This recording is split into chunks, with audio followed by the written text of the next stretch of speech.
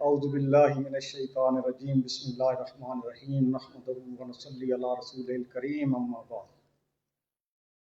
मेरे पास भी अल्फाज नहीं है, समझ नहीं आ रही, ना खुशी भी महसूस कर रहा हूँ, गम भी बहुत हो रहा है कि साथियों से बिछड़ने का बड़ा गम है। उस वक्त तो कहते थे कि कौन सा वक्त हो कि हमारी जान छूटे।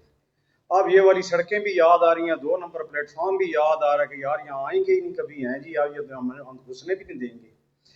दूसरा सर, मैं सबसे पहले शुक्रगुजार हूँ परवरदिगार आलम का और मेरे आका सल्लल्लाहु अलैहि वसल्लम का कि हम जैसे बेसहारों को इस रेलवे के जरिए अल्लाह ने रिज़्क दिया, इस्तें दी, और मैं इसके बाद शुक्रगुजार हूँ अपने डीएस साहब का, डिप्टी डीएस साहब का जो गुजर गए हैं, उनका शुक्रगुजार हूँ। मैं अपनी मैडम डीशो साहबा का बेअंतहा शुक्रगुजार हूँ। इन्होंने हमारी हैसियत से ज्यादा हमें इज्जत दी। मैं इनके लिए दुआ कहूँ डिप्टी डीएस साहब जो कि अपने प्रोफेशन के हिसाब से इंजीनियर हैं।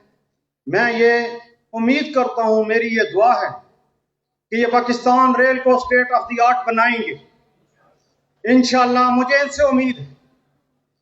मैं बड़ा घबराया हुआ रहता हूँ, इसलिए घबराया हुआ रहता हूँ कि मेरी तीसरी नस्ल है जो पाकिस्तान रेल की खिदमत कर रही है।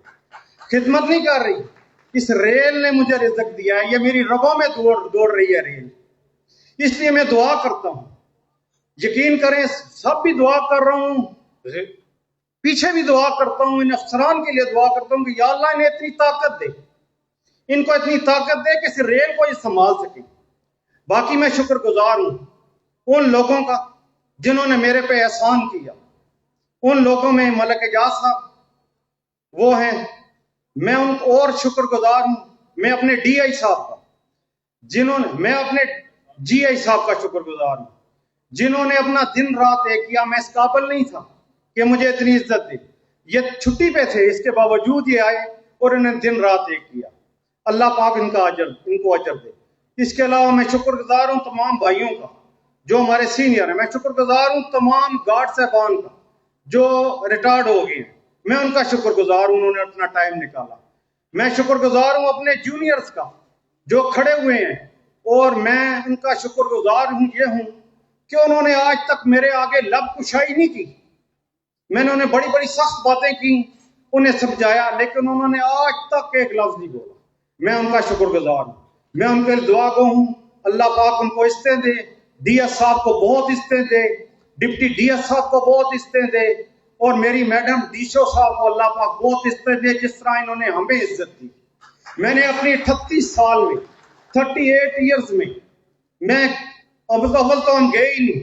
ये तो अब ये जो जनरेशन आई है, इन्हें ये अब घुस जाते हैं डीशो साहब के पास या डीएस साहब के पास, ये भी आप ओपन माइंडेड हो गए हैं। हम तो डीशो के दरवाजे के आसे से गुजरने नहीं थे। हमें याद आ जाए कि डीशो का दरवाजा में वापस हो जाते थे कि कहीं डीशो साहब ही ना निकल आए। बहरहाल मैं शुक्रगुजार हूँ मैडम डीशो का। अल्लाह पाक इनको इस्ते दे, अल्लाह पाक डीएस साहब को ताकत दे, अल्लाह पाक, मैं बार बार रिपीट कर रहा हूँ, अल्लाह पाक इनको ताकत दे। क्यों? हमें अल्लाह से भी हमने जाके जवाबदेही करनी है, ये याद रखें। जब हम गाड़ी में होते हैं हमें कोई पूछने वाला नहीं होता। 18 कोचें होती हैं, 10 कोचें होती हैं, कोई पूछने वाला नहीं होता। गर्मी है या सर्दी है, कोई नहीं है। डीशो साहब तो उधर नहीं है, लेकिन हम ये कहते हैं कि नहीं, ये इसका रिज़्क खा रहे हैं, इसको हलाल करना है, गर्मी है सर्दी है, चेक जरूर करनी है। तो मैडम, हमने आपका शुक्रिया कि आपने हमें इज्जत दी, डीएस साहब ने इज्जत दी। अल्लाह पाक को बहुत इज्जत दे। बड़ी मेहरबानी। अभी